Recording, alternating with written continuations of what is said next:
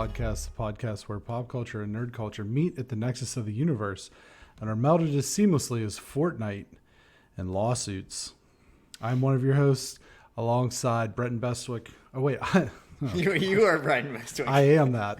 That's me, allegedly. I am one of your hosts, Bretton Bestwick, alongside my co-host, Dog, Pig, Loaf of Bread. Yes. Greg Filson. Greg, how are you tonight? I'm doing all right, man. It was a pretty stressful week of work, so I just took today to really just unwind. Didn't do much. I got some pickles going. I'm pickling some carrots and some cucumbers, and just letting fermentation happen. And other than that, yeah, that's been my day. All right. How are you, Brenton? Pickles. I'm good. I hate Walmart, man. Doesn't everyone? It's like I'm being, if you have like the diagnosis where you need to have like the scooter, like fine, just don't stop right in front of the aisle, like right at the entrance to the aisle. That's kind of the go-to move. It really is. It really it really is. But other than that, no qualms. No qualms for me. The Housekeeping BXG podcast publishes. I can't talk. I think I'm having my tongue feels numb. BXG podcast publishes every Friday at 7 a.m. on Podbean, Apple Podcasts, Spotify, Amazon, Google Podcasts, and other podcast services around the globe.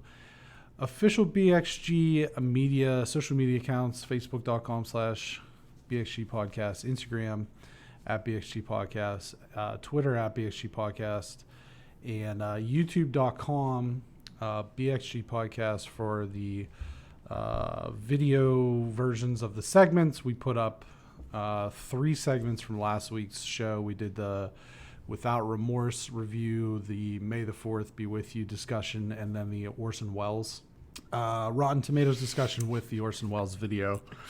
So you can check all that out. It was pretty fun. We did an Instagram poll. Yeah. But he just doesn't do anything. He does nothing. The master, Orson Welles.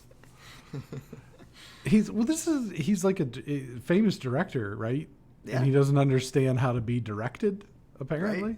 Yeah. It's a weird. That makes sense, though, Yeah, like, sure. I guess. We put up an Instagram poll just asking if people prefer to binge their shows or like the week-to-week releases that seem to be pretty popular with Disney Plus, some of the Hulu things. Amazon Prime does the weekly things.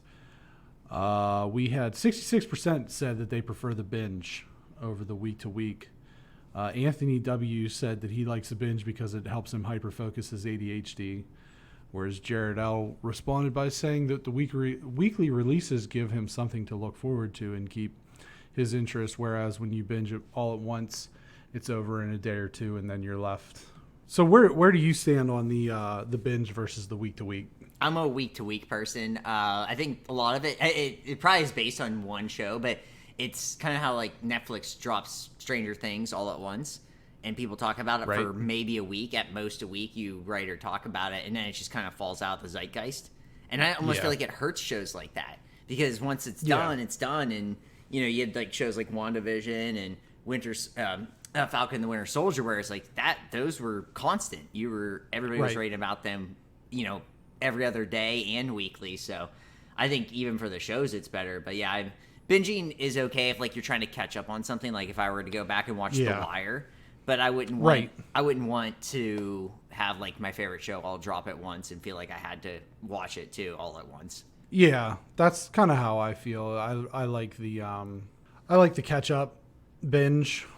Certain things where like if it's over, like if it's a thing that you're getting into and it's already over, I mean it's kind of nice to just watch it all at once. But for new things, I just prefer the week to week. And Stranger Things season 3, I've watched one episode and I And I think that's part of it is like, if you don't watch it right then and there, you get left behind in the conversation. And I know it shouldn't be like that big of a deal to quote unquote be part of the conversation. To some people it is, so. Yeah. But I prefer the week to week. So I guess we're in the minority on that, but you can send us your questions, comments, concerns, requests, whatever, to bxgpodcast@gmail.com. DM us on various social media. I mean, you don't even have to DM us. Just comment on any of our stuff and say, hey, talk about this, and we'll talk about it. Or you can text us just like Bob Sacamano. He wrote it and said, here's a new question because I've never actually read a comic book. Is literally all the content in the movies, TV shows, in the comics, or are people just making things up as they go along at this point? Like, does Wanda really create a town and make fake Vision? Okay. We kind of touch on this here and there, and this is a good question. Not everything that happens in the movies is exactly what happens in the comic books, but everything is still canon, if that makes sense. They are still following a plot line that is a plot line in the comic books. I think for me, the greatest example, in WandaVision, she doesn't actually create this whole town, but she does, like, all those characters are real characters, and everything that happens in that show is related to the comic books. This was just a way to make that happen, because if you were actually to expand Wanda's universe and make it a show, it would be completely insane. And the best example is the Infinity Saga, because if you actually read the Infinity Saga that the movie is based off of, you would be like, we're in space and there's no superheroes for 3/4 of this. It's very gnarly. It's still good. Like, I mean, it's just a way different look, because when you see the movies, you want to see Captain America, you want to see Iron Man. You don't really care about the aliens having their little plot, but that's just not, if you do the comic book, that's not going to make $2 billion. That just isn't. So, but everything's still canon. All those characters are still real, and the plot line exists to, you're going to mess with things a little bit, because sometimes the comic books are just too weird. I will 100% say that, as a huge fan of those, and have read those, as a little kid, and even now still reading them. It's just, they're sometimes way too weird. Yeah. That's fair. I think another good example is Civil War, just because the movie, as much of a spectacle as it is actually really tamped down compared to the comic run of Civil War. You have, just like you said, weird, crazy stuff going on. Sometimes it's just too much, but most of these things draw inspiration from one run or another. Yeah. As far as that goes, Robert S. wrote in, Tenet wasn't that interesting or complicated. The only thing that was complicated was the muddled audio. Defend your thinking that this movie is great. How about it? I can't believe I don't know.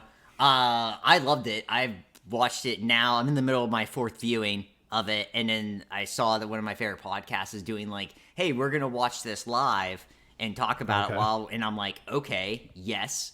I mean, it's just it's like the most Christopher Nolan thing. Like, I think this is the kind of movie where he's just like, I'm gonna do a Christopher Nolan thing. And you and I had discussed about, like, he's PO'd about it just going, streaming and not in theaters because of this. And I mean, you're well, mixing, it was in theaters, but I mean, it wasn't in theaters. Wide theater, like I mean, the wide theater release. He would have waited. He would have waited another 5 years. Yeah, right. And he was, PO'd about that, about not having the wide release and stuff like that, which I get, because that movie would have made a lot of money that way, and he still made money, and it would have been cool to see on the IMAX screen for sure. But I mean, yeah, definitely. I don't, to say it wasn't complicated. You're mixing timelines up. I mean, I thought the ending was super cool. I just thought it looked really cool too. If there's no way you could tell me it didn't visually appeal to. It'd be impossible for someone to say that movie wasn't visually appealing. Like, everyone looks cool. All the action scenes are, I think, really well executed. That's a Christopher Nolan thing. I mean, there's not a single Christopher Nolan movie where the action scenes and where things are moving don't look great. I mean, we always think of the scene in The Dark Knight, where everything's flying around, but it's just, I don't know. I thought the movie was interesting. Is it my favorite Christopher Nolan movie? No, it isn't my favorite, but I as a Christopher Nolan stan, it falls right into that Christopher Nolan wheelhouse of, craziness. I don't necessarily understand everything that's happening all the time. Yeah, the voices are muddled. I've read interviews with him where, like, yeah, in the real world, you can't understand everyone when you're talking either, and that's literally his excuse for it. So, it is what it is on that end. Maybe it's just because I'm conditioned for it, but I've never once thought, like, I can't understand what people are saying. I think I go into a Christopher Nolan movie like, okay, they're going to be a little muted. I'm just kind of zoning in on this, and maybe that's just me. And I've gone on and on about this podcast, how much I love Christopher Nolan, one of my top, he's on my Mount Rushmore of directors. But yeah, I don't know. I think the movie doesn't need to be that complicated. I do think it's interesting with the mixing of timelines. John David Washington is awesome in this movie too. I think that is really my standout. He's just so cool in this movie and really knocks it out of the park. And it's got our guy Robert Pattinson too. So I don't know. It's not my favorite Christopher Nolan movie, but I still think it's really good. And I think people also have to watch it twice. I really do believe that. Social media scoreboard. JJ Kish 13, Jared L 3, EJT 1, Anthony W 3, David S from Carn City 1, Aaron H 1. I just don't want to get into it because it could be an hour-long discussion. We should have a Tenet like episode. Well, summer. I have. Yeah, we'll see. Corrections and clarifications. There wasn't any corrections or clarifications. I meant to acknowledge this in our conversation last week about episode 1 of The Bad Batch, that it recreated Palpatine announcing the new Galactic Empire from Revenge of the Sith, like, perfectly. Oh yeah. Like, that was perfect. And we did not talk about that, but I wanted to acknowledge that, that was a really cool thing from that specific episode. But I think we've got a really big show tonight. Yeah. That we're here. It is May 11th, as we record. We've got a big, beefy 6-pack. We've got some quick hitters. We've got media recommendations. I don't think there's any surprise videos this week, is there? No surprise videos. No. Okay. All right. So we have the 6-pack. So without further ado. All right, here we go. So Brenton and Greg at the movies at home. We reviewed The Mitchells versus the Machines, which is on Netflix. The heartwarming tale of a young girl trying to find herself in the world while saving it and her oddball family from a swarm of killer robots. Abby Jacobson takes on the role of Katie Mitchell, an oddball filmmaker teen who wants to rid her family, especially her dad, Rick Mitchell, who is played by Danny McBride, as they travel cross-country with her mom, Linda, Maya Rudolph, and dinosaur-obsessed brother Aaron, Mike Ryanda, who also co-wrote the movie. The creator of PAL, a tech company, not unlike many that exist in our world today, Mark Bowman, Eric Andre, or Cade Cunningham, unwittingly leashes an army of killer robots on the world as the last family standing. The Mitchells must come together to fend off the end of the human race. Sorry, there got a little frog in my throat midway through. What'd you think, Brenton? Well, first of all, I just want to say, like, part of the reason that we reviewed this, or at least that I brought it up to you to review, you said you were going to watch it probably anyway, was when we did the top 10 animation thing on Twitter, I shouted out because I had mentioned Dagan Moriarty, who is a podcaster of some renown that I'm a big fan of, and his the 2 podcasts that I mentioned in the episode, and he tweeted back at me and said, "Hey, thanks for the shout out. Have you watched Mitchells versus the Machine yet?" And so, I mean, if an Emmy award-winning animator says, watch this animated movie, I think that it would behoove us to do that. Yes. With that being said, this is one of my favorite movies that we've reviewed so far. Yes. I think that there's, and I'm not just saying that to be a suck up. There's like 2, converging stories. The story of, the kind of the weirdo daughter who's ready to like get out from under her parents and that sort of thing. And, the dad, they're completely at odds because the girl is very tech savvy. Dad's very nature oriented. He's all about, fixing things with his hands, doesn't really understand phones, that sort of thing. So you have that kind of family dynamic. And then the other side of the coin is just how we as a society are like completely slaves to our technology, right? And they make the joke a couple times about like, oh man, giving your data to big tech organizations is probably not a great idea. Like some of the jokes are like, in that regard, they're very like kind of very blunt and obvious. There's moments in this where I just like laughed out loud. Oh, sure. Like the humor when they first encounter the robots and they try to pull off the butterfly formation that the neighbor family, who's played by Chrissy Teigen and John Legend, pull off, and it just goes horribly awry, and he crushes the wife and then runs into the wall. The characters were really funny. I watched it with my son. I wasn't sure because sometimes, like, depending on the content, he can get a little bit scared. He's 5, so, but he really liked it. He thought it was really funny. The scene towards the end where the mom like goes completely insane. Basically, she's a first grade teacher, I think, is her day job, and then she goes nuts and like starts basically like Kill Bill killing all these robots like samurai style. It was just total insanity, and it was really funny. I actually like put this out there to a few people I know. I said, I don't want you to wait until Friday when our review of this comes out. You need to watch this now. Yeah. So what did you, I mean, that's my opinion. What did you think? I loved it. This is the best movie that we reviewed. I think it's the best movie this year that I've watched, for sure. Because it hit all those notes, like, we put in there. It's heartwarming. It is heartwarming, but it's hilarious. I mean, yeah, it is really funny. It takes a lot for me. I mean, anybody that knows me, like I have a fake laugh that everybody knows that just has been around me. But for me to just like flat out laugh out loud, or if I say that's funny, which is like the highest compliment I can give someone, if I say like you're funny, this movie was that. Like when the mom goes off, when the giant Furby comes out, I lost my mind. I was almost to tears because he's like the dark hour begins, or whatever the dark harvest begins.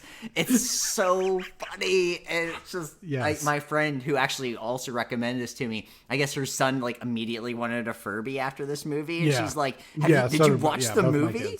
Did you watch the movie?" And it's just like, it's so. There's that moment. I like her actual movies too.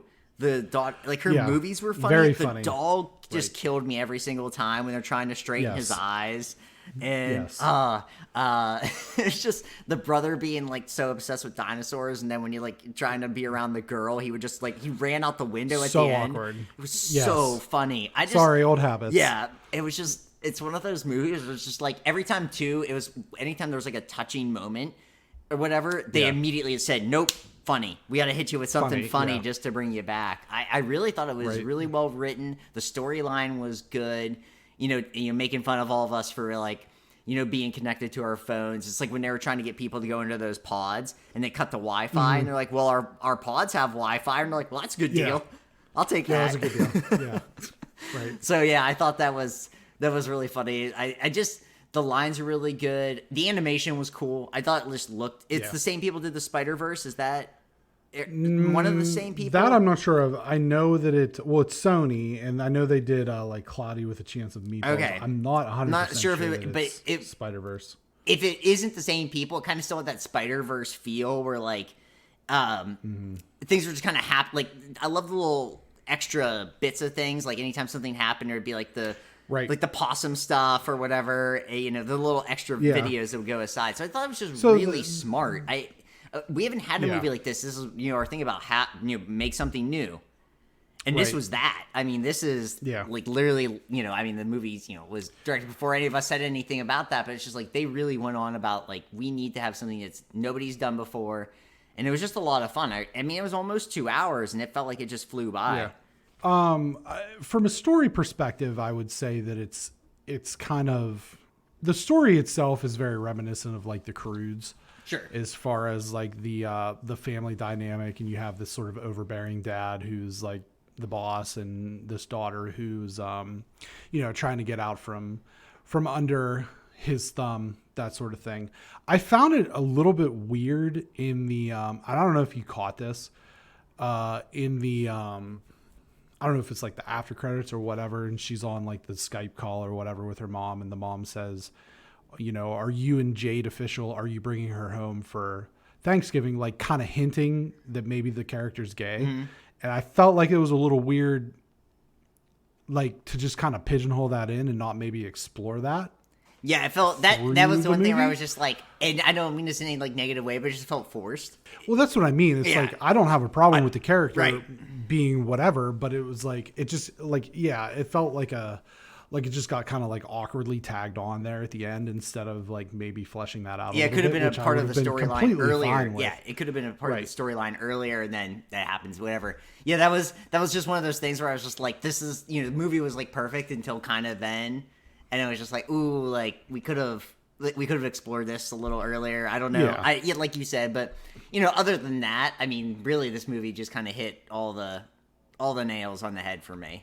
Yeah, I think that it was like it appeals, I think, to kids like with the slapsticky type humor that is found within it. Like as far as like you said, the dog, the two robots, Deborah 5000 and Eric. Voiced by Fred Armisen and Beck Bennett, respectively. They were really funny too. Like, you know what I mean? Yeah. Like trying to like, we're humans. See, we're humans. And like very, like that was really funny. Blake Griffin's in this movie? Yeah, I saw that. I didn't know like which, was he like the black robots? I'm not sure. Yeah, I'm not sure I think so. I think he was one of those the killer robot. Yeah, that was weird because I saw him in the credits. I was like, "What? Who was that?" The scenes with the neighbors were really funny, and then just the whole storyline of But like I said, it appeals to kids, and then I think that especially like the jokes about like technology and stuff like that appeal to adults too, because it's like, yeah, put down your phone every now and again and make human interactions, but. This is like I said, I recommended this to people before we even, before this review goes live here at the end of the week. So this is a huge must watch. Oh yeah. Biggest must watch we've had for me. Biggest must watch. Yeah. Please just, you're listening to this and I'm going to tell everyone I know to watch it. But if you haven't watched it by the time you're listening to this now, just, finish the podcast, but then watch this. Right. Right. Number 2, Bad Batch Episode 2, Cut and Run. The crew of Clone Force 99 heads to the planet. I originally had you reading this, so I wouldn't have to read this planet name. Salukami? Yeah, it's like a meat. It's an Italian meat. It sounds like an Italian meat. Salukami. To meet up with deserter clone Cut and his family. Cut explains that the swift transition of Imperial rule has created problems for them, and he is looking to get his family off the world. Meanwhile, Omega sees a planet that is not Kamino for the first time and starts playing with Cut's children. In a classic, I'll get the missing toy gambit, Omega wanders outside the safety of Cut's family farm and is attacked by an animal, but before the critter can take her down, and is run off by the grown-ups. The team forges a plan to get Cut and his family some fake IDs and get them off-world.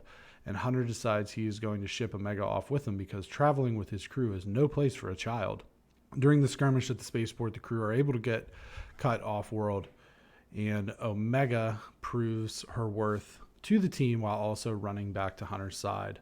So the crew narrowly escapes capture. What'd you think of this episode? I watched it episode twice. 2 here. The first time I watched it, it was just, it didn't, I don't know, it was very slow to me. And, I love Star Wars, and I really think this show's going to take off. The second time I watched it, it was still slow to me. I thought maybe I was just missing something. It was very slow until the end. I thought the end was, like, really cool. Yeah. The action scene was very... And then this is all set up, and I get that. There was just that first, 20 minutes really took a while for me, I thought. So I understand the setup, and I have positive things going forward for this. I don't think this is, a sign of things to come. But I will say it was a little disappointing watching that for the first 20 minutes. I'm just like, is anything going to happen, or is this just... the girl learning to play with other kids was sort of funny and stuff like that, but it was just, it wasn't it wasn't as exciting as what I was hoping, and there wasn't anything that was super like intriguing to me the first 20 minutes, and then it became like super fun, and I liked the end. So it made up for it. The end made up for like the first part of it.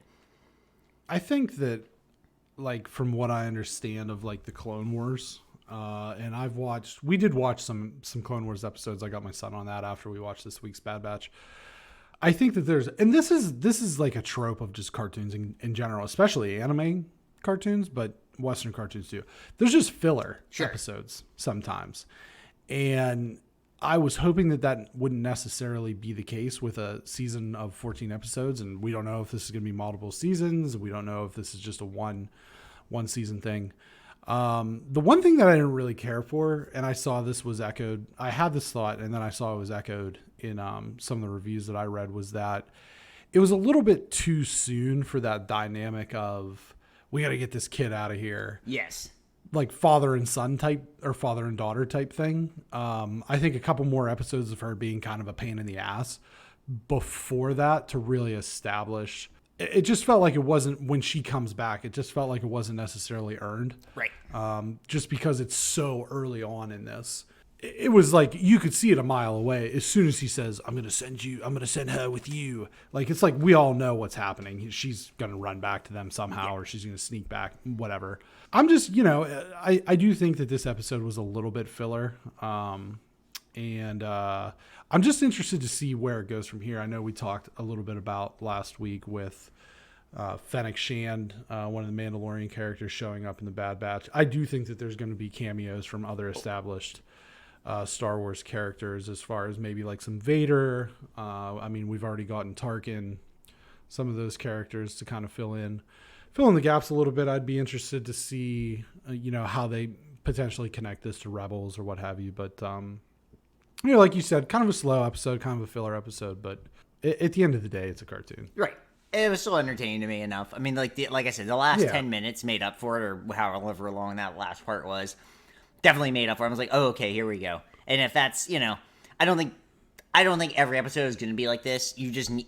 I understand that you need to have episodes like this. I totally get it. Yeah. It's just when you I think the thing was too, is we just came off Falcon and the Winter Soldier, where like that last episode was nothing but action and chaos. And so I was just kind of revved up, and I've been watching a lot of like actiony movies lately too. Yeah. And so I think that was just one of those things where I was just like such in a like tense mood of action that when I didn't get it, I was just like, oh, okay. This is actually how TV shows work. And yeah.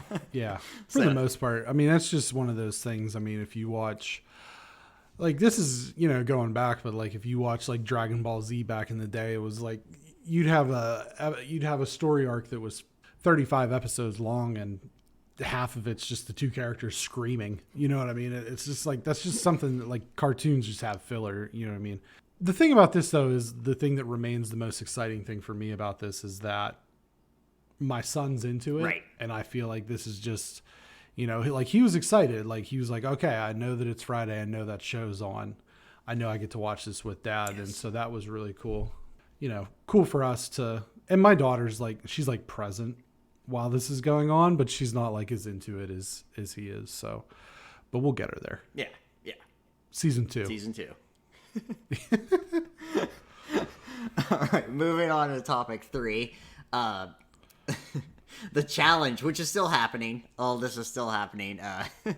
The challenge reunion. This is it, though. Yeah, we hope. The challenge reunion part 2. The rest of the Bash Fessy tour plays out as the crew continues to, bash Fessy. He's called out of saying CT is washed up and flirting with half the girls in the house, and then also flirting with the other half of the girls in the house. He is also called out for betraying his friend, Nelson. We see secret romances, which are just Anissa getting drunk and kissing half the house. All in all, the reunion was kind of a waste of time, but we did get a send-off to Leroy, who says he is done. But Cam reports that we will see her again, which means they'll probably break up down the road, naturally. The curtain closes on a pretty dull season overall, with the exception of CT dominating a final and Fessy emerging as a big villain moving forward. I just want to say this, that I want to know, because so like they explained like the backdrop of the Fessy and Nelson thing. Mm-hmm. Like they weren't friends going into the season. They were. Well, Nelson had called Fessy with a business opportunity. Dogecoin. A business opportunity. Dogecoin, hopefully. A business opportunity in which then Fessy evaluated it and decided that it wasn't necessarily for him. And then Nelson got upset with him. Then they made up going into the season. And then according to Fessy, like basically the day before. And then they, what happened in the season where Fessy kind of double crossed him or whatever. And then he texts him on his birthday. He didn't do it in public. Everybody had a problem with that. Yes. This is what I really want to know. What was the business opportunity? Yes. Like that's what I want to know. That was honestly, that's literally the only thing from this episode that I want to know. That, and I couldn't take my eyes off of Fessy's calf muscles. Oh yeah, or lack thereof. That's your fault. Lack thereof. Right. Well, that's your fault, 100%. I'm so glad you went there because that was going to be my thing. I was like, I just want to know the business opportunity. That's it. I also want to know the research that Fessy did, too. Like, is he just picking up the Wall Street Journal? Find that hard to believe. He can't read, so I don't think he's doing that. But yeah, it was just that. It was because that was the very first part of this show, and I'm like, oh man, I was like, if this is the rest of the show, we're in for a treat, and it wasn't at all. No, it was boring. It was, they did the thing of the funniest moments, which aren't really that funny, and no, the only one was Wes getting hit in the face with the shoe. The shoe thing, was classic. But yeah, I definitely wanted this. If anybody knows, we've invited Double and LET to come on the show. So if he wants to come on and tell us about it, that'd be terrific. I'd love to have him. I have to have that information. I will probably, once again have an actual weekend this week. I may use tomorrow to scour the internet to see if there's anyone that knows. Because I watched this today and I didn't have the time to really go through, but that's literally the biggest. There are other things out there, in the world, like what's, in the deepest, darkest seas, what's in outer space. But the biggest question I have right now is, what was this business deal? And what kind of research did Fessy put into it to back out? Also, I hope that Leroy opens up his barber shop in LA. Maybe I'll get my haircut by him. That'd be cool. And then I can tell you. Houston. Oh, it's in Houston? Okay. Yeah, he lives in Houston. Man, I could have, when I lived in Texas, drove down to Houston to get a haircut. I mean, my guys are good here. I haven't had a haircut in a long time, but the guys that I go to are really good. I'm not slighting them. It'd just be cool to have my haircut by Leroy. He has a little cross in the back of his head. Yeah. I thought about going Josh Donaldson the next time I get my haircut, circa 2013, a little mullet action. Don't do that. Here's the thing about Josh Donaldson. He looks like he sells meth in a trailer park. Great third baseman though. Yeah, washed up. I mean, in his time though. Oh yeah. Well, I know a better one. A better Josh Donaldson? A better third baseman. Oh, well, yeah. I mean, we all do, but he was a fun guy. Right. That Oakland team was good. But anyhow, the other thing I will just say, there was one other part. Just when they all just screamed how everybody's a liar, and then when they did the little Anissa segment, they're like, "Well, she doesn't lie." So it's like everybody but Anissa lies, and then Anissa's never won.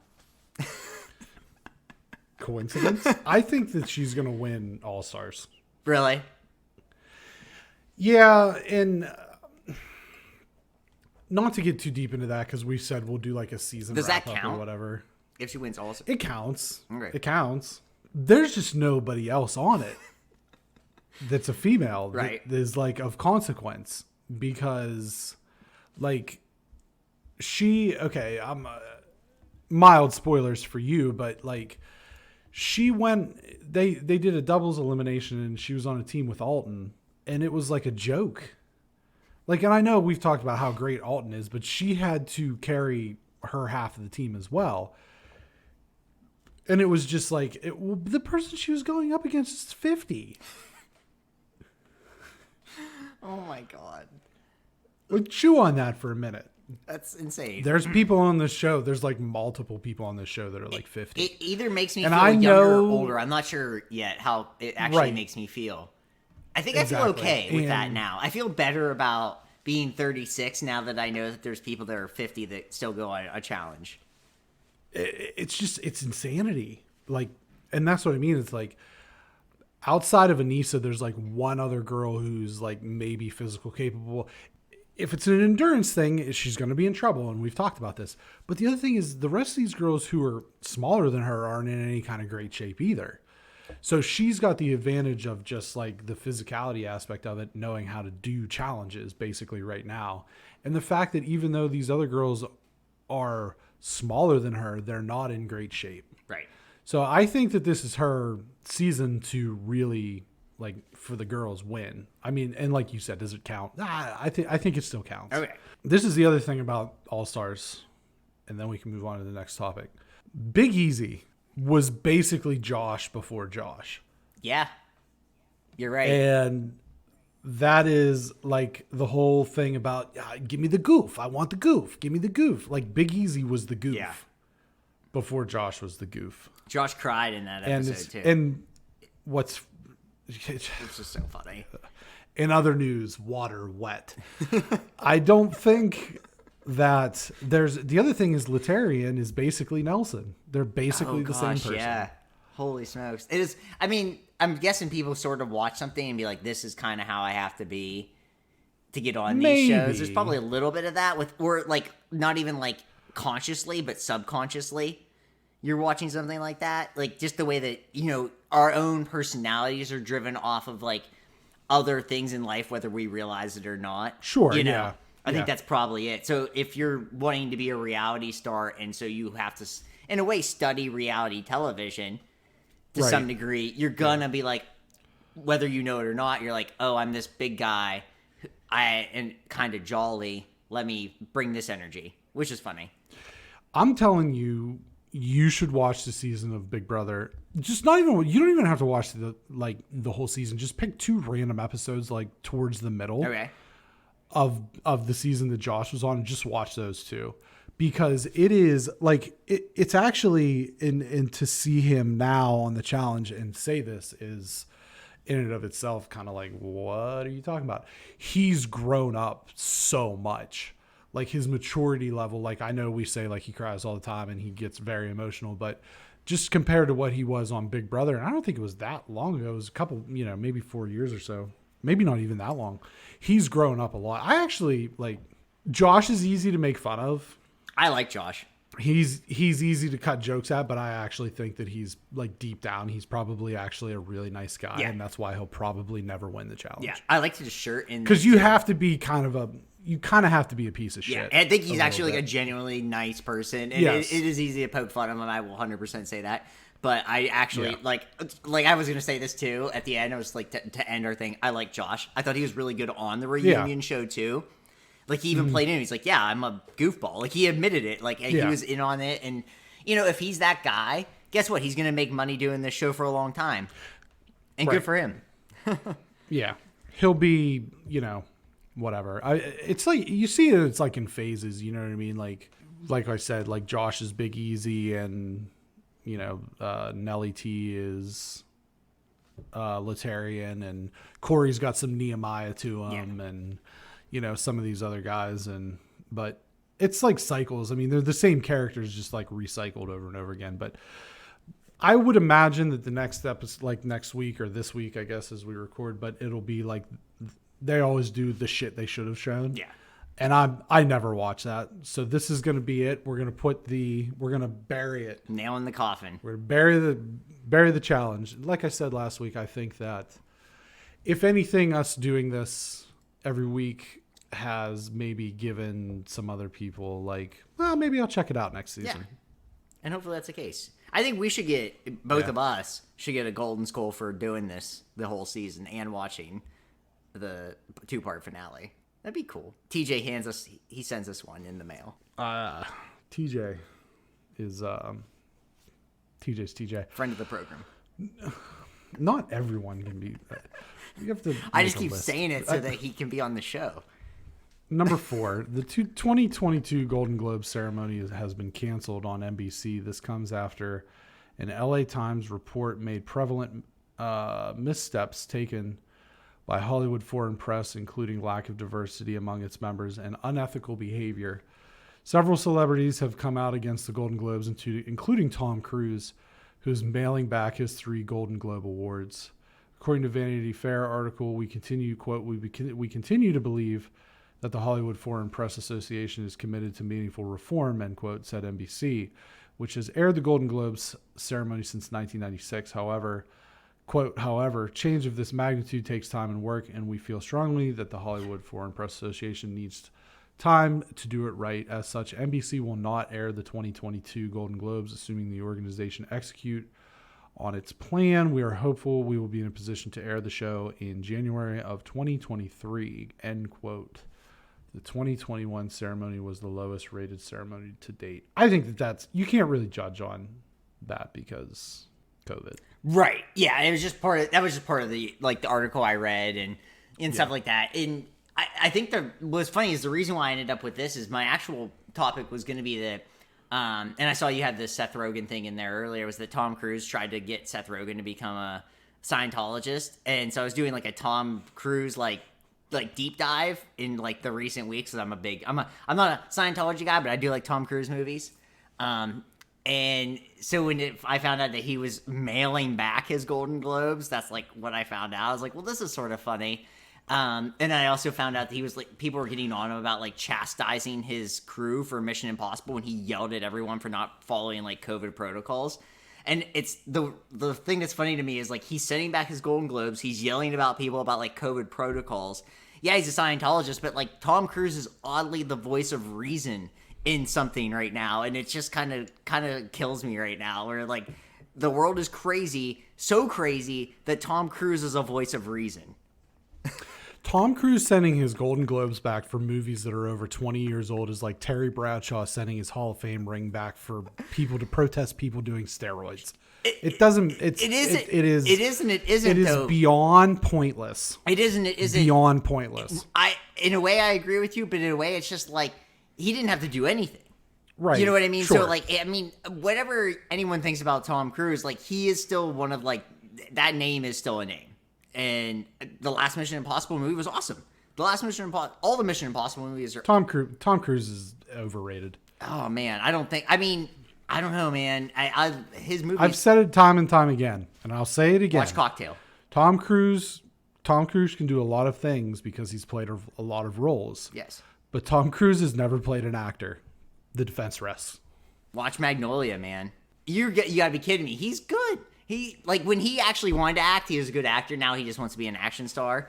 And which makes no sense because he's 5'3". He should be Wolverine. He should be. He'd be great at it too. He'd be full. He wouldn't. The Mission Impossible movie, dude, like the latest one with Henry Cavill, is really good. Really good. You've said that. I watched the first Mission Impossible movie. I believe is it's great. It's a perfect spy movie. It is as perfect as a spy movie as you can get. There have been movies that I like Tom Cruise in. I like The Last Samurai, for example. And have you seen Cocktail? No. I haven't seen a lot of the 80s movies. Top Gun. Top Gun's I'll say awesome. Also Top Gun. Yeah. I will say Days that of I like Thunder's Top Gun. great. So, but that's about it. I think he's overrated in Jerry Maguire. I think that whole movie is overrated. I think it's hokey. Tropic Thunder. Never seen it. And I'm like afraid to now because of, like, it doesn't. Robert Downey Jr. doing blackface. It doesn't hold up in that sense, but yeah, you know, Tom Cruise does kill it in that movie. No, I mean this isn't I think the thing about, like, we go back to the point in this. Yeah, this isn't a Tom. It wasn't a Tom Cruise discussion. It was just it happened. That's what led me to this. I mean, you know, obviously, like, good for everybody. So here's what I want to know, because I looked into this a little bit, but then I didn't have time to like look even any further. There was some like with the unethical behavior, there's some like sketchy money changing hands. What's that about? Like people basically paying for awards was essentially it, which is not what you want. Like you want, you know, I think in all these award shows, we want the people that should win to win. And it doesn't actually, you know, the best actor, whatever all this stuff. It's like you don't want money to like decide these things.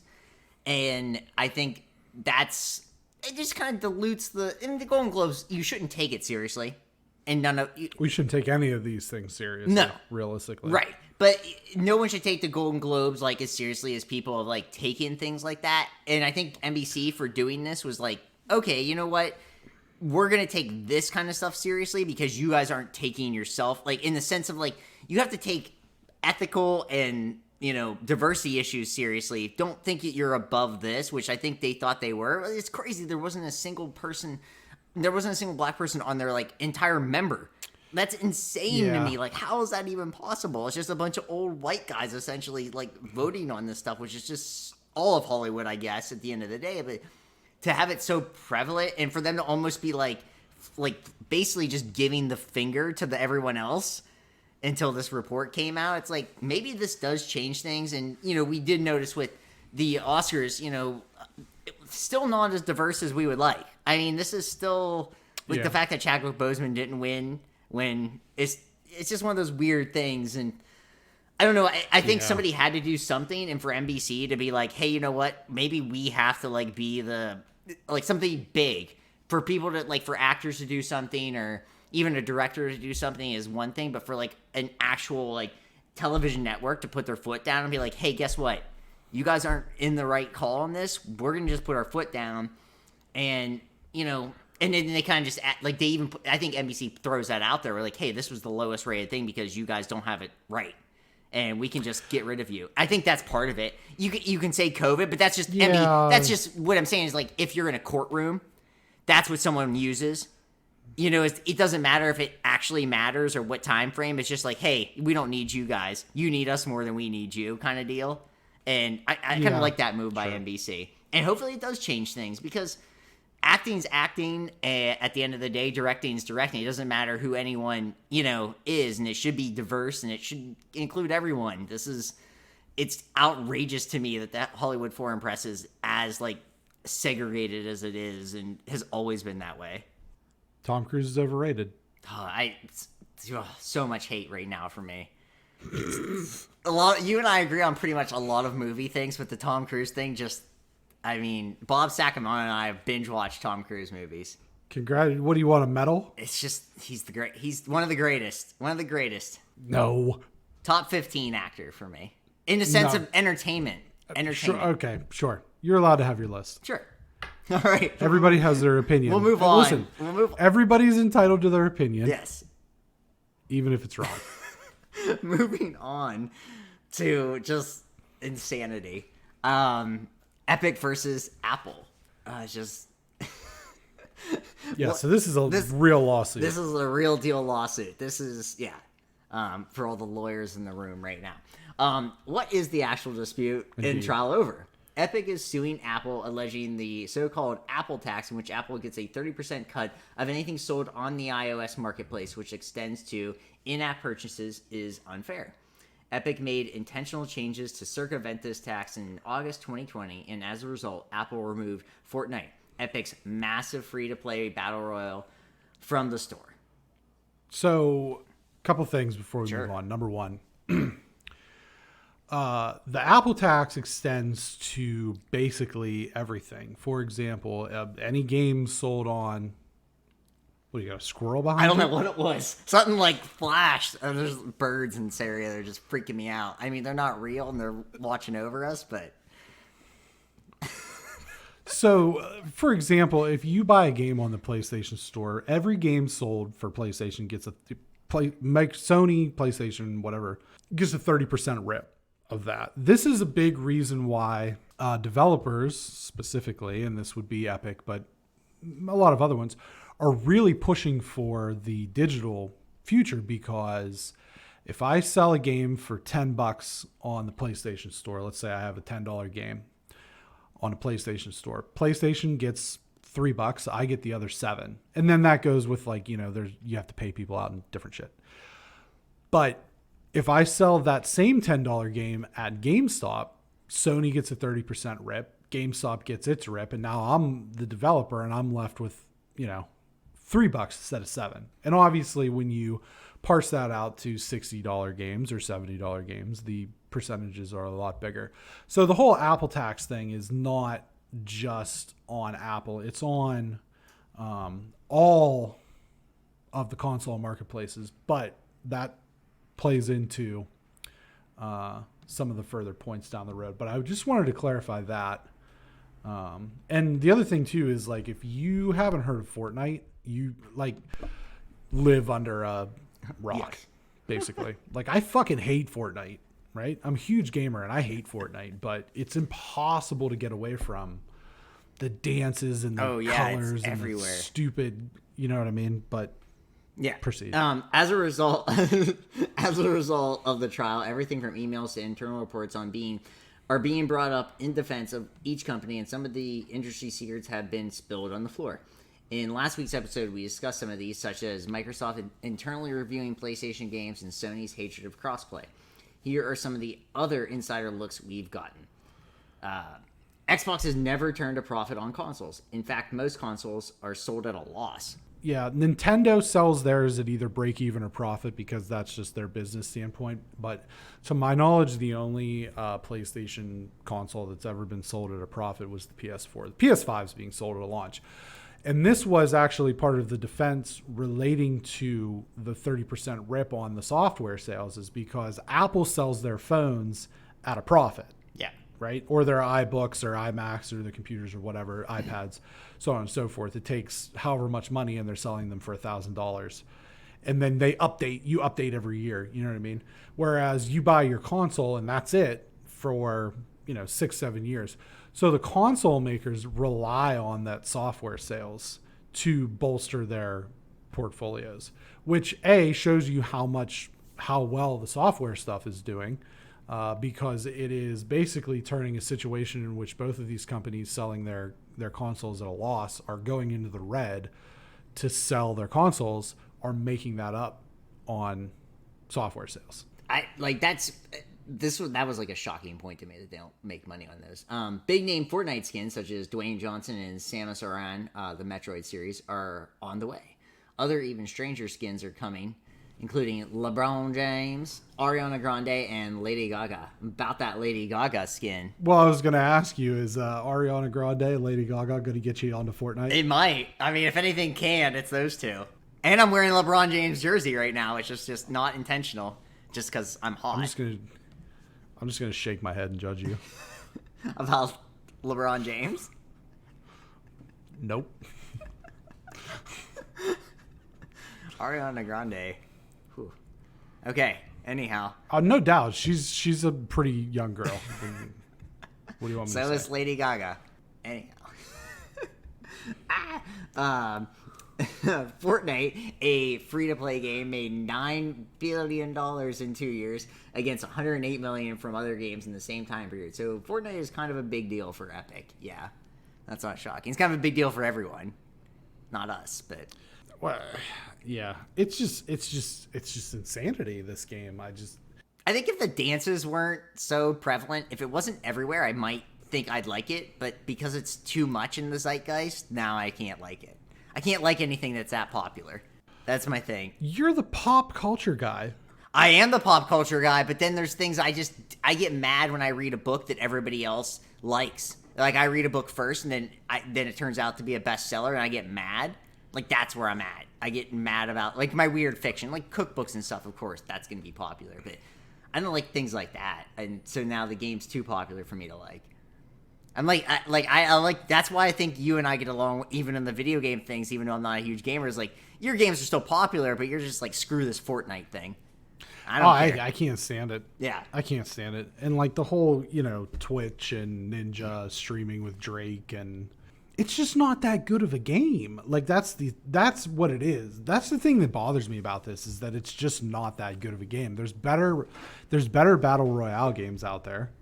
And the other thing that I hate about this is because this has become so popular, like, everybody feels the need to copy like their goofy ass color palettes and stuff like that, and their weird art designs. I can't stand that. But I digress. 70% of Ubisoft's The Division 2 that were purchased on the Epic Store were made with stolen credit cards. Well, that's nice. Yeah, so Epic has their own marketplace, much like iOS or the PlayStation Network Store or Steam or whatever. But one of the things that came out was that 70% of the Division 2 sales on the Epic Store were with fake IDs. That's basically. crazy. So Epic asked Xbox to enable free multiplayer ahead of the trial. This is noteworthy because online play is a paid service on both PlayStation and Xbox. Xbox did make the concession that free-to-play games could be played without an extra cost. Some speculate the move was made to make Apple look bad. Sure. Yeah, I mean, that makes sense. The PS4 is responsible for more Fortnite revenue than any other platform. That's wild to me because I would have said PC for sure. I thought so too. When this came up, I Yeah. was like, that's crazy. I definitely thought it'd be a computer, but man, PS4. I mean, the PS4 is, I don't know, like numbers wise, there's probably like other things, but like it is the most popular game system of all time, right? I mean, in the sense it isn't. No, the Wii sold more than it. The Wii, wow, that's crazy. The Wii sold crazy. Well, it was cheap. Oh, that's right. It was really cheap. Yeah. It's crazy to me. I guess, I don't want to sound like this is probably like the pinky up thing, but like, I would say that the PlayStation 4 is the best selling like gamer console of all time, because the Wii is like, I know it has games that are cool, but it's just like PlayStation 4 is meant for like the true gamer. If that makes sense, and Xbox. PS2 also sold more than Oh, okay. I mean, PS2 is actually the highest selling. Okay. Then PS4, then the original PlayStation, then the Wii. I thought we outstriped that. I apologize. PS3. Yeah, well, it had the DVD player. Oh, that's right. Yeah, that makes sense. So that was like that was the a thing. big And it was thing. actually pretty affordable. Yeah. Pretty affordable price point. Now, in terms of, so I'm looking at the list. I'm not going to include handhelds. PS2, PS4, the original PlayStation. So PS2, 155 million. PS4, 115 million. So the gap's pretty substantial. The original PlayStation, 102.5 million. The Wii, 101.6 million. PS3, 87.4. I can't believe the the PS3 Switch is still already the Switch is already at 84.5. Wow. So that'll definitely creep up there into the upper echelon. The Xbox 360, 84 million. Xbox One is an estimate of 51 million. They quit releasing their numbers because they got trounced so bad. Yeah. But like, and that's the thing is like, people look at the Xbox generation versus the PS2 and they're like, oh, it wasn't that bad. The PS2 is the highest selling console ever, 155 million. The original Xbox only sold 24 million. That's crazy. The Atari 2600 sold more than it. That's wild. So cool. Wow, yeah, that's fun. GameCube, Wii U, and then you get down into like the Sega, like the different Sega systems, and Super Nintendo is still the best.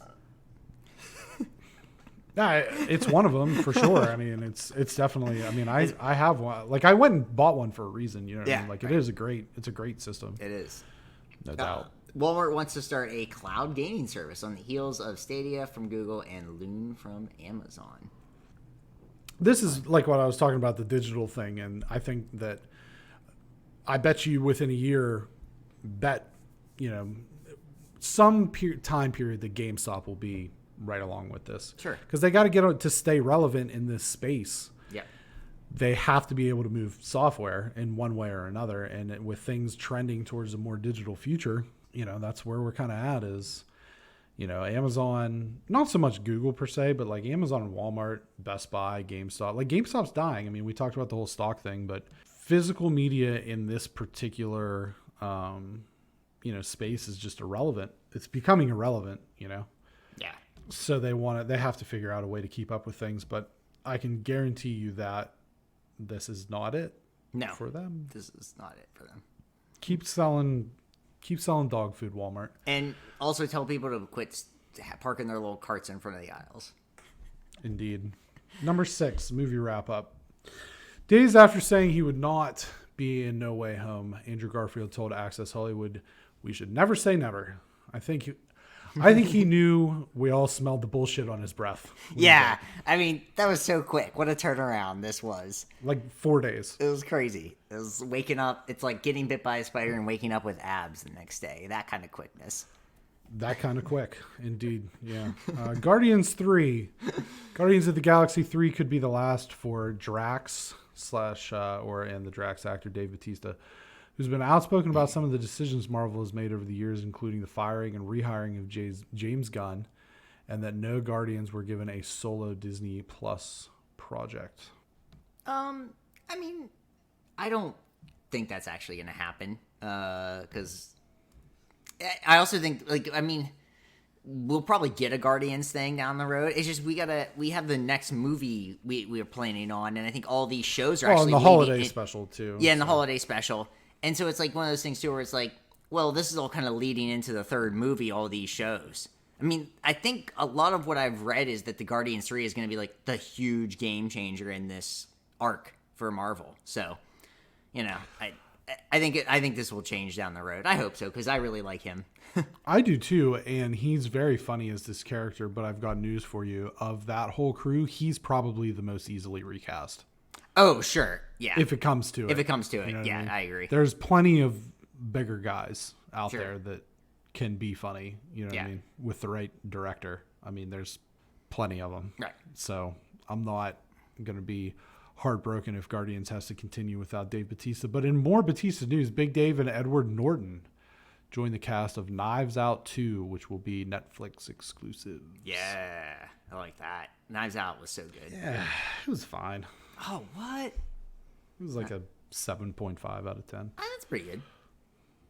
Yeah, that's what I mean. It was fine. It was fine. I mean, that's a C, really.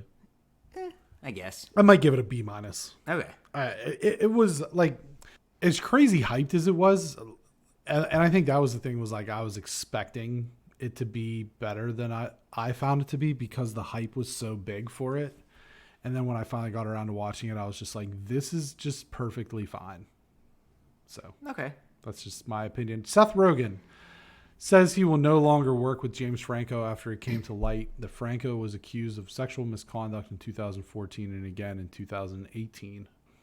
I'm looking forward to reading his book. Just came out today, so that's exciting. Who? Seth Rogen? Yeah. Okay. Yeah, I mean, this is just one of those things, and, he has not worked with him since 2018. This was like a whole interview, and, he said the proof is basically in the pudding, was we had a falling out, and so that's one of those things. James Franco has been like completely off the radar, so that's what happens when you do things that you shouldn't do. Right. Venom 2 trailer dropped, and it was reported that the film does not, or I guess confirmed that the film does not take place in the Marvel Cinematic Universe. Did you watch the trailer? I did. I'm a big fan of Carnage, just in the comic books and that's old what school you've said video before. games. So I'm pretty excited. I never even saw the first Venom. I need to actually go back and watch it.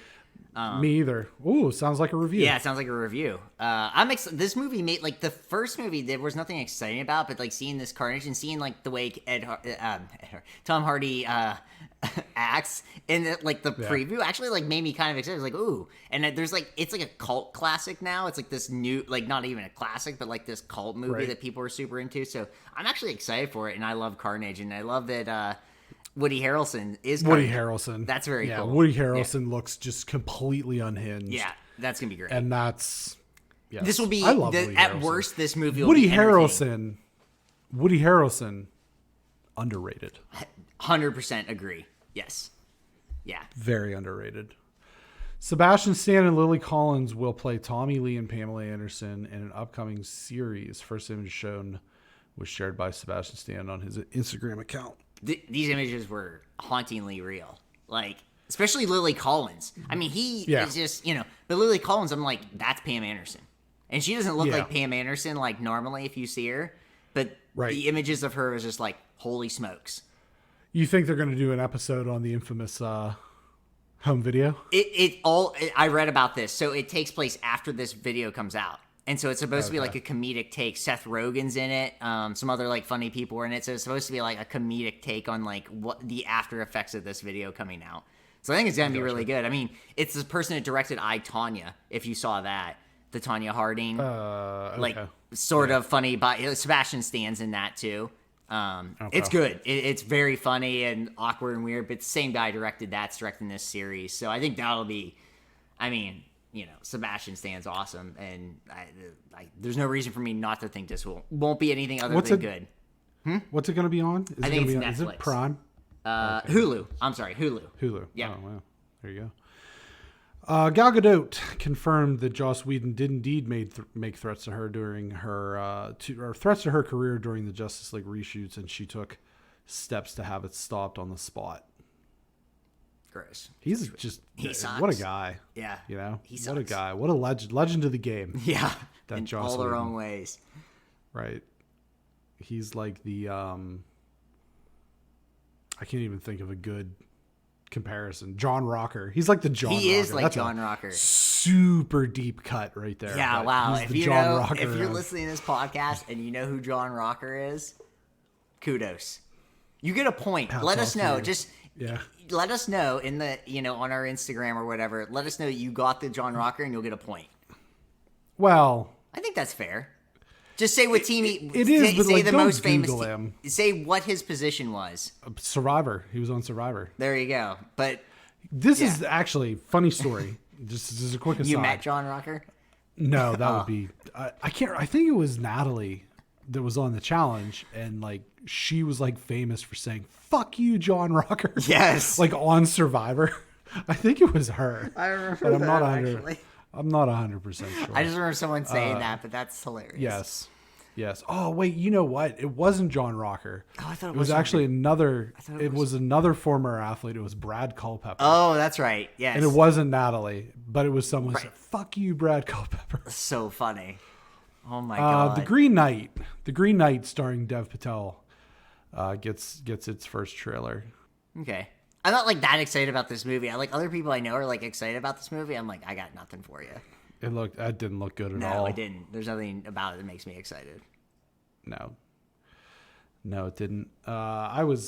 It's just one of those things. Like I would love for this to be cool because of like the whole Arthurian legend, and like that's such a cool like world, and I feel like that it hasn't been appropriately explored in the film space. Like we got the Clive Owen King Arthur movie, and it's weird. The Sean Connery. The first night with Sean Connery and Richard Gere. But like the Clive Owen one is like the actual historical. Have you seen it? Yes, I have. Clive, yeah. It's the historical King Arthur, so it is like the Romans and like the real deal. The Celts and the Saxons and all that. But yeah, then there's like the first night with Richard Gere and of course Sean Connery. But that's such a piece of literature or just storytelling in general that's just so ripe for somebody to do something awesome with it. I know he's got a lot on his plate, but you know who would be great? Jon Favreau. Oh yeah. Jon Favreau would definitely knock this out of the park. But Christopher Nolan should do it and just make everybody mad. You wouldn't be able to understand any of them. Finally, the Dutch director of the 2013 film Frankenstein's Army alleges that Capcom copied his monster design in the recently released Resident Evil Village. Did you? I looked at this. Did you click on it? Yeah, I did. Very similar. It's not. He's not wrong. Let's he isn't. Yeah. But isn't the imitation? This is like the serious highest form of flattery. So, I guess not if it's just a complete ripoff. Yeah, it is a complete ripoff. He's not wrong. It's so funny. Yeah, it is. Real bad. That's the big game right now. It's already moved 3 million copies in about a week, and which is great. And I hope the people that are playing it love it. I will never play it because I'm a bitch and I don't play games like that. I like Resident Evil, but I probably still won't play it. You wouldn't like this shit. I don't think. I think it's too scary. I don't know. I mean, if you're into scary stuff, but I'm into scary stuff, but honestly, like I have work nightmares at this point. So what do I need? Like more fuel in my fire? I don't think so. Yeah, I was sending some pictures to a friend of mine. I was like, check this out. Like, look at this horrifying thing. Look at this horrifying thing. It's like, I don't want that. I don't need that in my life. I guess, well, and the other thing too, and I think we mentioned this on one of the episodes somewhere along the line, was Resident Evil 7's in VR. Like, could you? No, I don't want that in my life. That? Nope. Yeah, with headphones on? Nope. Try that out. No? Okay. That's too much for me. Like, I'm okay with like horror and things like that. The psychological stuff is actually more where it screws with me. Like, have you ever seen the movie Funny Games? But if I'm watching horror and it's like virtual reality horror, that's too much. That's gonna get in your subconscious. That just is gonna get into your subconscious if it's surrounding you. Nope. Ow. Yeah. Yeah. Nah, I don't do well with I couldn't, like, I made it through the first. I think it's widely considered Resident Evil 4 is the best one, and I had it for Wii, I think. And I made it through the first level, and then when it got like more than just shooting zombie villagers, I was like, nah, I'm good. Good. I'm just I'm a bounce. Not for me. All right. Quick hitter time. 2020 was Nintendo's most profitable year ever because everyone was just at home. Meanwhile, PS5 shortages are expected to continue into 2022. Animal Crossing. Oh, yeah. Animal Crossing. And the Switchers are selling like crazy. Like I said, they're already knocking on the door of 100 million units moved. Like, that's a lot. That's no joke. And, you know, with games like Animal Crossing. Zelda Breath of the Wild, too. This was one of the other things was Xbox actually forecast when they think other consoles games are going to be coming out. And they had a bunch of Nintendo exclusives coming out in like late 2020 and 2021. And just none of them are. So we'll see. They might be able to bolster like down the line with some other big, like another Zelda title, Mario title, maybe some Metroid stuff. But Animal Crossing's the one, man. It's it's like crazy popular. Yeah. But like a lot, like so I would say I know like 5 people off the top of my head that play this game. Yeah, I mean, you know, and good for them because like Nintendo is like, I don't know. There's just something about like you want, like, even if you don't like play Nintendo, you want Nintendo to do well. Like you root for Nintendo. Sure. Because they're so like set in their ways and they're super Japanese the way they're run, like the way the companies run. And they're also the reason why everything else exists. Yeah. Well, that's true. Yeah. Too. Yeah. I mean, Mario is timeless. Yeah. But The Office podcast reveals that Jan's sperm donor for her child was none other than tennis star Andy Roddick. I love that. They could have said literally anyone. Right. And I wonder if this was like built into the show. Like, I'm sure it was. If anybody I bet it was. I just because that's so timely with that period, you know, too. It's just like, you know. Yeah. And what's funny is he's just famous enough, but he's not too famous. Right. Which I like. So, you know, good serve. He's like the other A-Rod. Yeah. Power serve, man. Yeah. He wasn't great. One of the best tennis matches ever was him against Federer at Wimbledon, though, in the final. Great final. Oh my gosh. Go back if you can. If you can find it, go back and watch it. Unbelievable. Great competition. Not as good as Federer or Nadal. That is an epic final at Wimbledon, but very good. U.S. Open champion, Andy Roddick. Yeah, I was going to say just the one. Yeah, just the one. Power serve at U.S. Open. That'll do you every time. Hard courts. Tennis nerd here. Yeah. We'll do a tennis nerd podcast over the summer. I'll host and co-host. Maybe Melissa. Oh, that'd be fun. Yeah, Melissa likes tennis too. Yeah. Yeah. Pete Sampras is still my guy. No, actually, Nadal is my favorite, but Pete Sampras is number 2. This is exciting content. The cereal monsters Count Chocula, Boo Berry, Frankenberry, Yummy Mummy, and the Werewolf Fruit Brute will combine this coming Halloween in the greatest crossover event since Avengers Endgame. The cereal will be appropriately named The Monster Mash, and I am here for this. I've never had Fruit Brute. I've had all the other ones. I have not had Fruit Brute. I don't know. Can they put them all together? I mean, sure. But like Frankenberry and the other 4 like work together because they're all fruit based. Yeah. But Count Chocula. Oh yeah. Which is chocolate covered fruit, my guy. It's gonna be good. As like a cereal mixer. As a cereal mixer. I love mixing cereals. It's one of my favorite things. I do love putting a little choco with my fruit cereals. You get a nice little mix. It's fun. If you like chocolate covered fruit, you know. 2 things. Number 1, I think that it is blasphemy that Count Chocula is only available during Halloween. Yeah, With that being said, brings me to number 2. When Count Chocula is available during Halloween, I'll buy 5 or 6 boxes at a time. As one should. And just store them like a squirrel. It's not going to go bad. Getting ready for... No. And it's not like... Listen, it's not like it takes me long to eat 6 boxes. No, I used to eat cereal every day. I don't eat cereal every day now. Not because it's bad for you. I just don't have the time. Because I like to savor my cereal. What? I like to savor. My thing with cereal is when I have a cereal bowl, I like to sit down. And I like to, put on what I got on, whether it be like the Sports Center or just some YouTube. And just, enjoy my cereal with my coffee. Really take in that moment. I don't like to suck down my cereal and my coffee when I'm really having it. But Count Chocula, and back in the day, I had a blog post about my top 10 favorite cereals. Solo cereals, not for mixing, but I did do like a counter of like, these cereals are the best for mixing. Count Chocula didn't make the top 10 because it wasn't year round. That was a note that I made. If it was year round, it's top 10 cereal. Number 1. Number 1 in your program, number 1 in your heart, Count Chocula. Cinnamon Toast Crunch is my number 1. The CT Crunch is good. Like, no doubt. CT Crunch is good, but pales in comparison to the might, the majesty, and the wonder. If I could just have it year round, that's the problem. Like, yeah. It's right. like the McRib. Not that I'm actually a big McRib fan, but it's just like McRib would be. It's a great sandwich. It's always back. Yeah, it's always back. Why is it always back? Yeah.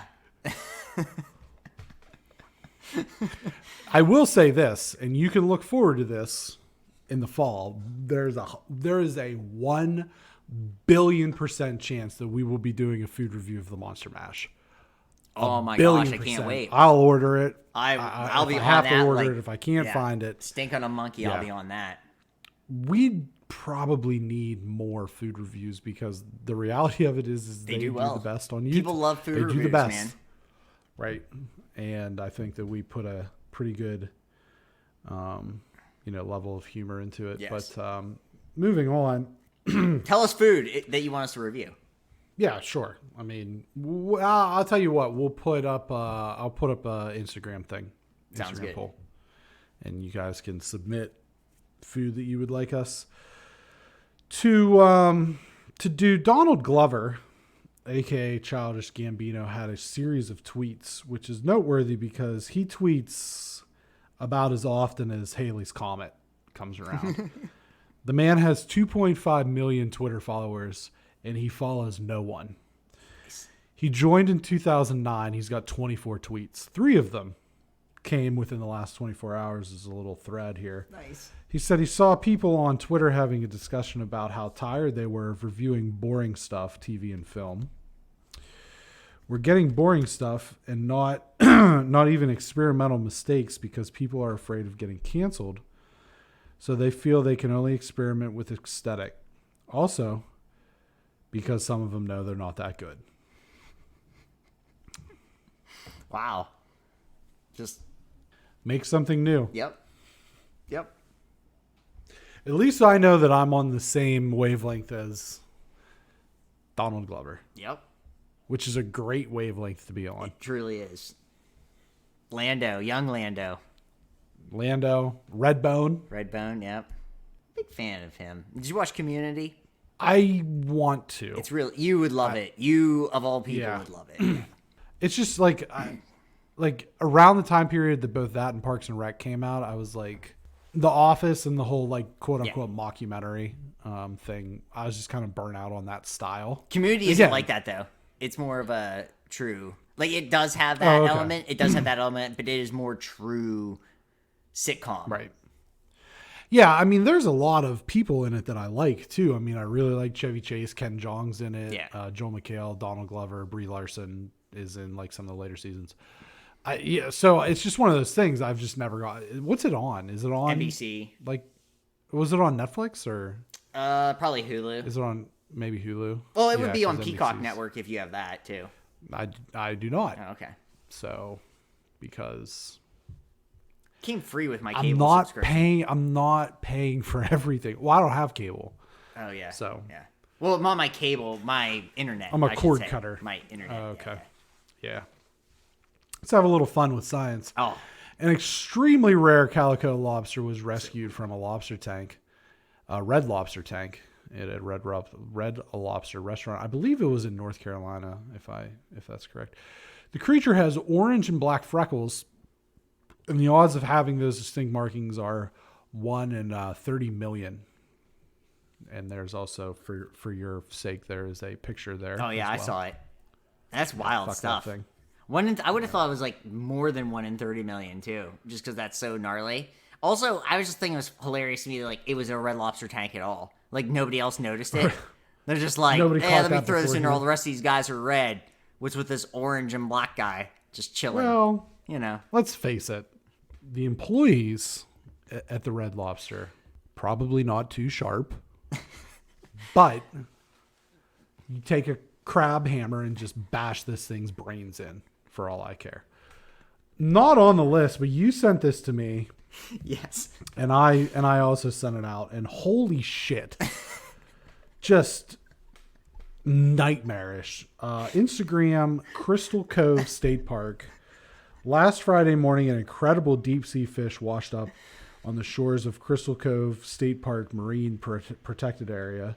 There are more than 200 species of anglerfish worldwide, and this particular fish is the most likely the Pacific football fish. So the anglerfish is the one who has the light out in front of it. Yeah. That is like bioluminescent, attracts its prey. It has these gnarly teeth. And so this particular one, the Pacific football fish, only females possess a long stalk in the head with the bioluminescent tips used as to lure and entice prey in the darkness of waters as deep as 3,000 feet. Their teeth, like pointed, I'm reading directly from the Instagram post. Their teeth, like pointed shards of glass, are transparent, and their large mouth is capable of sucking up and swallowing prey the size of their own body. While females can reach lengths of 24 inches, males only grow to be about an inch long, and their sole purpose is to find a female and help her reproduce. Males latch on, blah, blah, blah, blah, blah, blah. To see an actual anglerfish. Fuck this thing, man. Like, it's just horrifying. Like, it looks like it was covered in oil. It is horrifying. That's why I sent it to you. Like, I just can't. Like, man, the ocean is just like the worst place ever. It's like, scary, man. I'd rather be bolted to a chair and told to play Resident Evil in VR than just. Ugh. The ocean's a scary place. I can't. I'm going to the beach. I'm going to the ocean here in a couple weeks. Good. And I cannot wait to not set foot in it. You should just get your toesies in there. Gonna get a lot of reading done on that beach. Okay. Wear your sunscreen. Oh, of course, because I am as pale as it gets. So, yeah, this thing sucks. I hate it. I posted it to our Instagram stories. It's very scary. And it's just, man. Like, why? Why? I like in nature how the females are always bigger than the males, except like humans. Right. And that's a fun Mother Nature game. Like, why did that happen? Yeah. Joe Rogan has a great bit about hyenas, like female hyenas, and how they actually have penises, and like 40% of hyenas young die because they just strangle to death in the mother's penis. Jeez. So, science, man. This is where you come. Media recommendations. I guess media recommendations. So because I actually have weekends, I can do things now, which is fun, and a lot of that is watching movies. So I have 3 great movies I can just fully give my recommendation for. Class, which is like this prep school, 80s movie, has Andrew McCarthy and just all these other people, Rob Lowe, a bunch of people you'll just recognize. And it's just one of those like classic 80s movies, which everyone knows that I love 80s coming of age. And you all you'd have to say to me is 80s prep school movie, and I'm like in. I don't need anything else. You don't tell me else is in it. I'm in 100%. Love that movie. Full recommendation. And just on that tag, Janie had read Brat, an 80s story by Andrew McCarthy. It's his memoir that came out today. I just started it today, literally just like started it right before we did the pod. I'm already in, so that's exciting. Thief, James Caan. It's Michael Mann's first theatrical release movie. It's on HBO Max. Holy smokes. If you have watched Drive, this is just like Drive. This is Drive. This is what Drive was based off of, essentially. It's so entertaining. It's James Caan's like last like really great role. He knocks it out of the park. He's such a badass in this movie. It's Chicago gangsters. He's like a diamond thief. He's breaking in the vaults. It's so cool. It's just I really can't. I've already said it's in my top 10 rewatchable movies. I can't tell you how much I enjoy it. It looks cool. It sounds cool. James Caan's a badass. Manhunter is really good too. That's got William Peterson in it. It's the Red Dragon storyline. It's the first interpretation of the Red Dragon storyline, which is Thomas Harris book. Also Michael Mann, really good. It's so gnarly, a lot of action. And then finally, I'll just say the Lost Kitchen TV series, which is on Discovery Plus. I have 2 more days of my free trial. This is just off that book that I read by Erin French. This is her restaurant. She doesn't get deep into her like storyline. She kind of mentions it here and there, but it is cool to see a restaurant being run. Even though I worked at a restaurant being run during COVID, to see a different kind of restaurant being run during COVID is definitely cool, and the challenges, and yeah, it kind of stresses me out, but I do enjoy that. She's a good storyteller. So yeah, a lot of media recommendations for me this week, but it's been good. It's good. I really only have one for me. I finally watched the Jon Favreau Lion King, the recreation with the live, the live action setting. I didn't particularly care for it, if I'm being honest. Yes. Same. I don't really have anything else to say. I mean, I don't need to really get into that. So one of the things that I do, obviously, is I promote the podcast on social media, and I run into a lot of other people who promote theirs. And 2 things usually happen is someone will just put a link of what their shit is, and I just disregard that. And then other times people will actually put a description of what their podcast is. And this one came up, and it was just like, that sounds really interesting to me. So it's this guy, and his episodes are like 16 minutes long, and it's basically it's a fictional interview series where he's interviewing this like English band roadie, and I'm pretty sure the guy does both voices, so he's interviewing himself. It's really funny. Like I've listened to like the first. I just started it today. It's called The Memoirs of a Roadie, and it's a Memoirs of a Roadie podcast, and it's on like Spotify and all that. It's like, and like I said, the episodes there's only like maybe like 8 in the first season, quote unquote. And they're only like 15, 16, 17 minutes long, like legitimately funny. And like I said, I'm pretty sure the guy is doing the voices, and like one of the characters' name is like Mick the Bastard. I like this. It's like legit funny. So I'll probably keep listening to it. I got 2 recommendations. Jared L sent me a recommendation for the Macho Man documentary that's on A&E. Cool. I love Macho Man, so I'm definitely going to check that out. And then David S from Carn City said that I'll definitely like Jupiter's Legacy that's on Netflix. Oh, yeah. And I've seen stuff, and I was like, it's probably something that I would get into. Same. So they're recommending that to me, and I would say that is something that I will. I'm definitely going to watch the Macho Man thing at some point, and I would probably say that I'll probably get into Jupiter's Legacy. So, so that's it for me. But I would say too, like if you guys have anything, if the listeners have anything like that, and they say like, oh, you should check out this or blah blah blah, blah this movie, this or that, let us know, and we'll put it in. Yeah. Why the hell not? Why not? So we decided that the extra episode we're going to do a watch along, right? We still going to do that? Yeah. And what did we say the date on that's going to be? The 26th. And then the other thing too was when Loki starts, we're probably going to start recording on Wednesdays. Is that accurate? You're good with that? Yeah. Okay. It'll make editing a crunch, but it'll also give us like one more day to be current, where the only day, if anything pops up that we'll miss, will be on Thursdays, basically before things go live. So that's good. So we'll be doing Wednesdays. That doesn't really change anything for the audience. It just changes stuff for us. But so the 20, what did we say? The 26th? 26 live watch along, 10 p.m. Eastern. Whatever works for you. I'm off that day, so. That's probably what works for me. 10 p.m. Eastern, Transformers, the animated movie. Can't wait. Orson Welles. Orson Welles, the legend. The legendary Orson Welles. French. French. I'll have to see if it's streaming on anything, because if like people are gonna have to pay to watch it, we might have to switch it up and think of something else. But we'll see. Yeah. But otherwise, because I don't want people. Yeah, you checking it out? Yeah. Okay. I just don't know. Yeah, I think. Well, as much as we want to do that, I don't want people to maybe it's Venom. If we can find Venom streaming somewhere, we'll figure out something.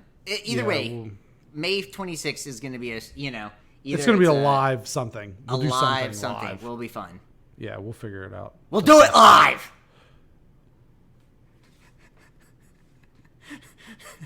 Bella O'Reilly.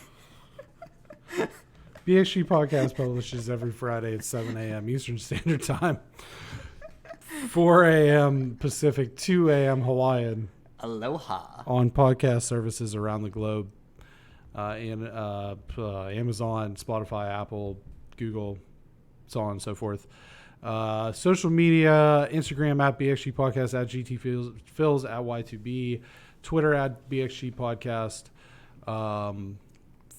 YouTube.com BXG Podcast, Facebook.com/BXG Podcast. And that is it for this episode. It was nice. It was tight. We'll see you next week. Enjoy the YouTube videos. Like, subscribe, share. The English language just escaped me. It's tough. Like, subscribe, share. If you like the videos, leave a like. If you like the videos, subscribe to the YouTube channel. Leave us kind reviews. It helps us find new audiences. Don't be a douchebag. Defeat the algorithm. Take care, friends. Thanks for listening. We'll do it live.